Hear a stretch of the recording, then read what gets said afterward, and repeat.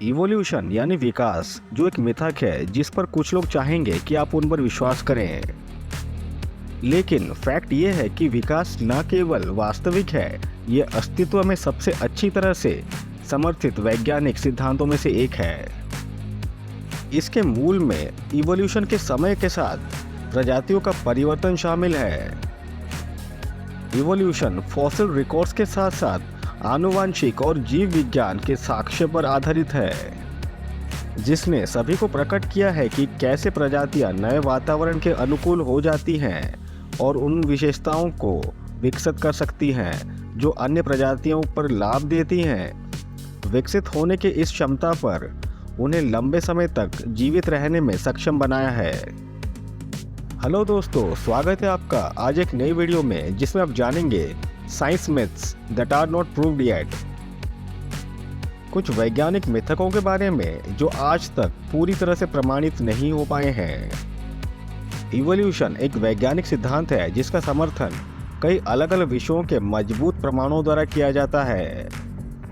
So let's talk about some of the science myths that in many cases are not actually true. Myth number 1. Is it safe to reuse plastic water bottles? क्या plastic की पानी की बोतलों का पुनः उपयोग करना सुरक्षित है? हम सभी जानते हैं कि साधारण प्लास्टिक की पानी का बोतल का उपयोग करना कितना सुविधाजनक है, लेकिन इसकी सुविधा के बावजूद आपको अपनी प्लास्टिक की पानी का बोतल का पुनः उपयोग करने से पहले 2 बार सोचना चाहिए।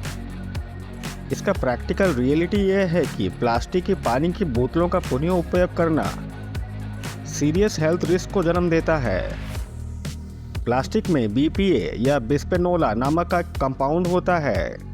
यह कंपाउंड जो हर बार जब आप अपने प्लास्टिक की पानी का बोतल का पुनः उपयोग करते हैं तो आपके पेय में रिस सकता है।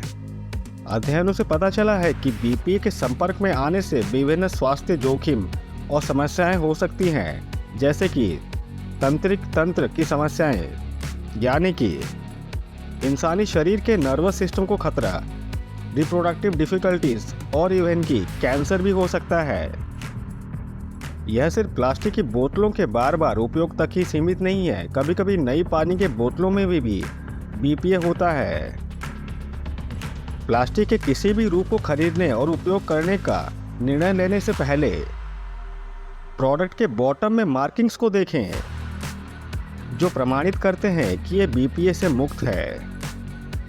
Myth number 2. Do vaccines really causes autism? क्या टीके ऑटिज्म का कारण बनते हैं? टीके यानी कि वैक्सीन्स हमारे समाज यानी सोसाइटी के स्वास्थ्य के लिए आवश्यक है और साइंस ने इसे हर बार प्रूव भी किया है। वैक्सीन्स को लेकर सबसे बड़ी मिथ ये है कि ये ऑटिज्म का कारण बनते हैं, पर रियलिटी ये है कि ये बिल्कुल भी सच नहीं है। मिस इन्फॉर्मेशन इस गलत धारणा के प्रमुख कारणों में से एक है कि टीके ऑटिज्म का कारण बनते हैं। हमने मीडिया के माध्यम से अनगिनत कहानियां सुनी हैं कि कैसे माता पिता दावा करते हैं कि उनके बच्चे को टीका लगने के बाद ऑटिज्म हो गया। सीधे शब्दों में कहें तो ये दावे झूठे हैं और किसी भी तरह के वैज्ञानिक प्रमाण द्वारा समर्थित नहीं हैं। टीके यानी वैक्सीन्स ऑटिज्म का कारण नहीं बनते और यह सिर्फ एक सच्चाई है। Myth number 3. Do eating chocolates really causes acne? क्या चॉकलेट खाने से मुहासे हो जाते हैं? यह एक कॉमन मिथ है कि चॉकलेट जैसी मीठी चीज़ों से मुहासे होते हैं। हालांकि सच्चाई इससे कहीं अधिक जटिल है।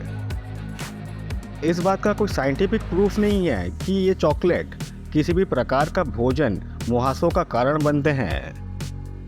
चेहरे पे मुहासे आने का मुख्य कारण है खाने में पोषक तत्वों की कमी होना, यानी कि पुअर डाइट, जिसे त्वचा पर ब्रेकआउट से जोड़ा गया है।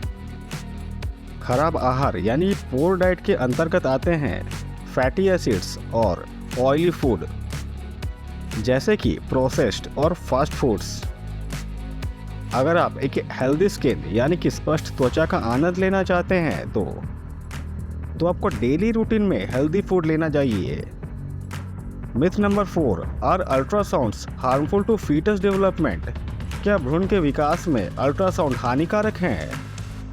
अल्ट्रासाउंड की तकनीक दशकों से मौजूद है और ये एक कॉमन नॉलेज है कि इसका उपयोग गर्भ में बच्चे के लिंग का निर्धारण करने के लिए किया जा सकता है।